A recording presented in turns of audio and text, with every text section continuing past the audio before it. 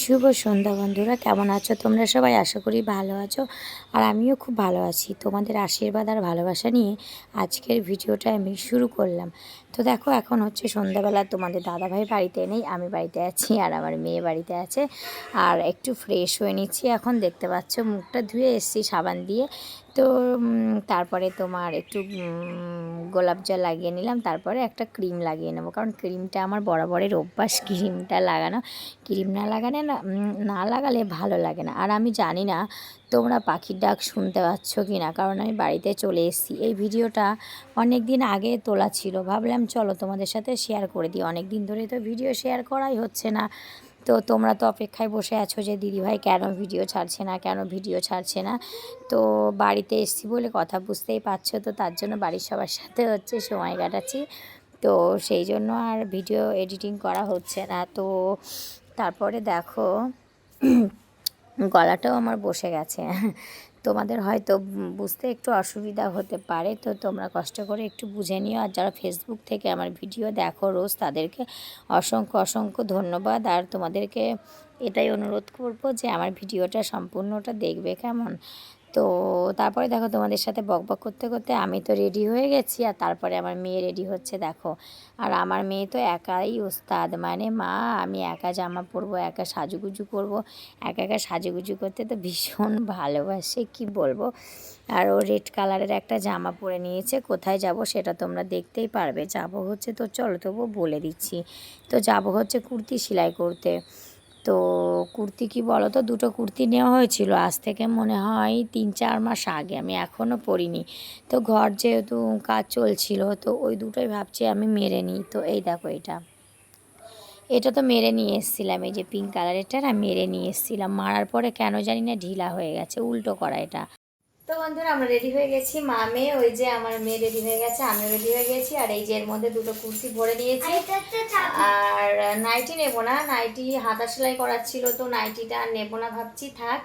তোমার নাইটিটা হচ্ছে পরে সেলাই করবো। তো চলো, এখন বাজে কটা বলে দিচ্ছি তোমাদের, দাঁড়াও এখন বাজে কটা।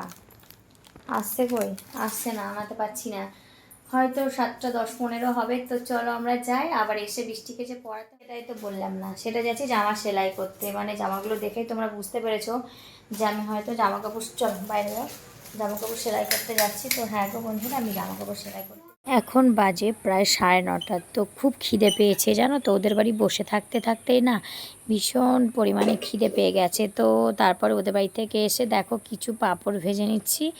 আর চাটাও দেখো সাইডে ভাবছি বসাবো। তো তার জন্য একবারে আমি জায়গাটাও নিয়ে নিয়েছি। তো ভাবলাম চলো আগে পাঁপড়টা ভেজে নিই, না হলে তো পাঁপড় না ভাজলে আবার চাটা ঠান্ডা হয়ে যাবে। তো তার জন্য আমি পাঁপড়টা ভাজতে এসেছি।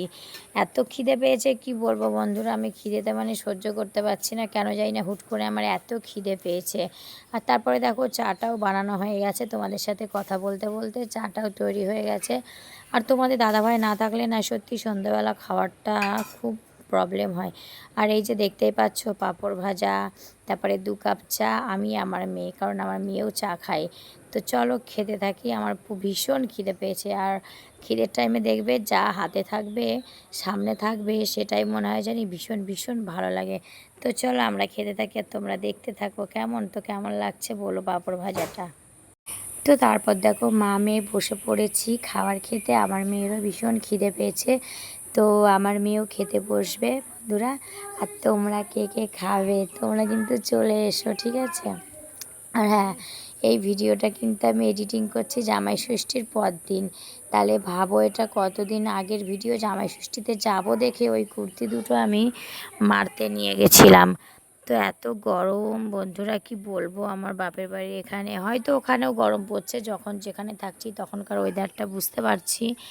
তো তো তোমাদের দাদাভাই চলে গেলে না সত্যি ভালো লাগে না। তোমাদের দাদাভাই বাড়িতে থাকলে না কি বলবো, সন্ধ্যাবেলা খাবারের কোনো চিন্তা হয় না। ওই যে বললাম যে সন্ধ্যাবেলা তোমাদের দাদাভাই খাবার নিয়ে আসে, তো অনেক কিছুই খাবার নিয়ে আসে, 3জন মিলে খাওয়া হয়। আর সব সময় দেখো মেয়ে মানুষ তো, আমরা বাইরে বেরানো হয় না। সন্ধ্যাবেলা সন্ধ্যা দিয়ে থাকে, তারপরে বাচ্চার দেখভাল থাকে, বাচ্চার খাওয়ানো থাকে। তো তার জন্য মানে যাওয়া হয় না আর কোথাও। সেটা একটা মেয়ে মানুষই বুঝতে পারবে, মেয়ে মানুষের মানে ব্যাপারটা। তো চলো যাই হোক, তোমাদের সাথে বকবক করতে করতে সব খেয়ে নিলাম। তো চলো টাটা বাই বাই, ভালো থেকো সুস্থ থেকো।